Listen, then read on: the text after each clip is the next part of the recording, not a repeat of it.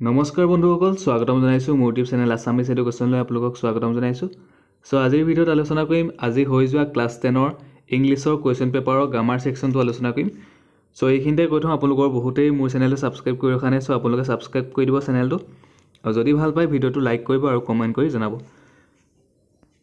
20 number কুৱেশ্যনৰ পৰা আৰম্ভ কৰিছোঁ। ছেকশ্যন ডি গ্ৰামাৰ পাৰ্টটো। Fill in the blanks in the following sentence with right determiners.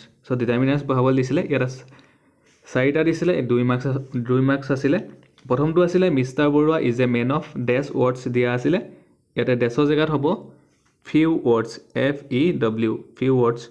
Option number 8 হ'ব few. Option বিটো আছিলে Mrs Manisha married dash European gentleman. ইয়াতে হ'ব এ হ'ব married a European gentleman. C নম্বৰত আছিলে I want only dash encouragement from you. ইয়াতে হ'ব এ লিটল হ'ব a little encouragement from you. D নম্বৰটোত আছিলে dash of the participants will be given A certificate. ইয়াতে হ'ব 4 নম্বৰটোত হ'ব ডি নম্বৰটোত হ'ব it's EACH, each of the participant will be given a certificate. Next question গৈছোঁ।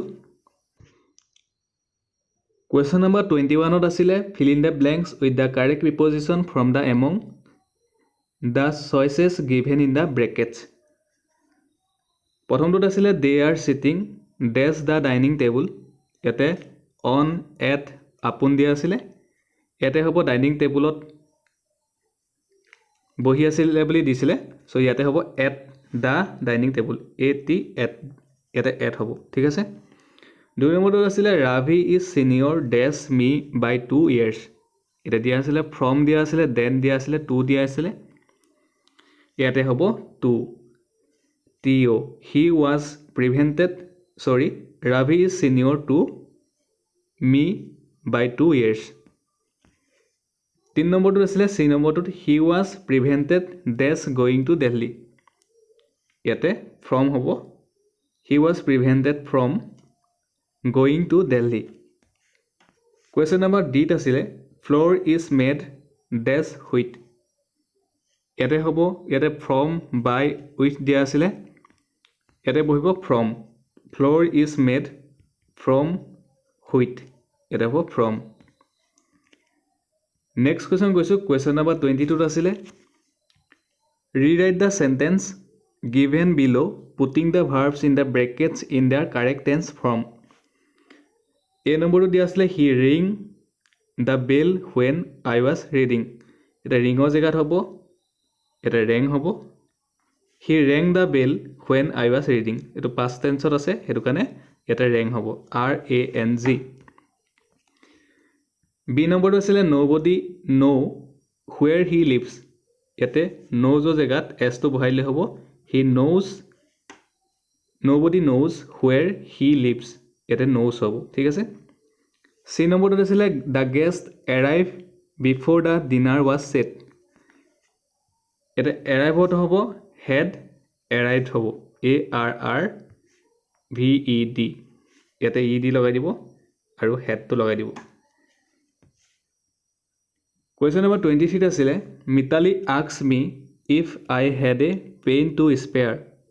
ইয়াতে change the narration of the following, narration দিছিলে। ইয়াতে হ'ব Mitali said to me do you have a pen to spare. এটা হ'ব Mitali said to me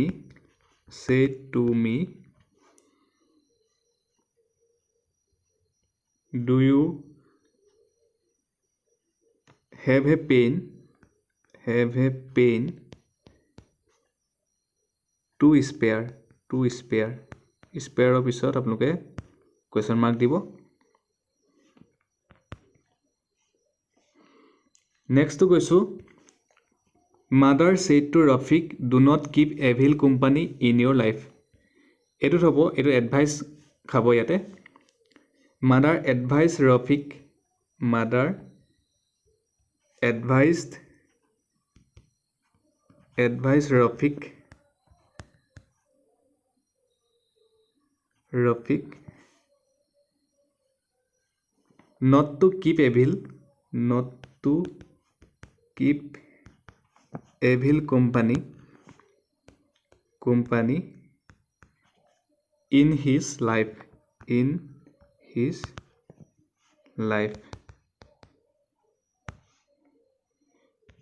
Next question গৈছো question number 24 আছিলে change the voice of the following sentence এটা দিয়া আছিলে Shakespeare wrote the play Hamlet এটা হ'ব the play Hamlet was written by Shakespeare এটা wrote to হ'ব was written by Shakespeare the play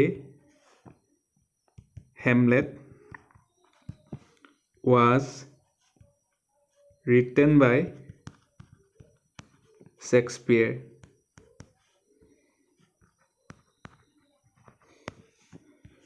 Next question asile B number asile my pain has been stolen. Yare hobo someone has stolen my pain. Someone has stolen my pain. এটা গৈছো question number 25 ত গৈছো question number 25 ত আছিল combine each of the following pairs of sentence into a single sentence so combine কৰিবলৈ দিছিলে এটা প্ৰথমটো দিয়া আছিল he is not sincere he is not honest দিয়া আছিল এটো হ'ব he is neither sincere nor honest. Next question asile the earth moves round the sun everybody knows that এটা হ'ব everybody knows that sorry ইয়াতে দিয়া আছিলে the earth moves round the sun everybody knows it এটা হ'ব everybody knows that earth moves round the sun the earth moves round the sun তেনেকৈ হ'ব ঠিক আছে everybody knows that everybody knows তাৰপিছত that দিব the earth moves round the sun এটো বহাইলে হ'ব Question number 26 or asile choose the correct alternative from the choices given in the bracket and rewrite the sentences. Nobody likes his childlike dia asile childish dia asile behavior eta hobo childish option number 8 hobo. 2 number asile the two men arrive at an amicable settlement dia asile eta hobo amicable settlement. 27 to ete Make sentences to illustrate the meaning of the any of the two following. দুটাৰ meaning লিখিব দিছিলে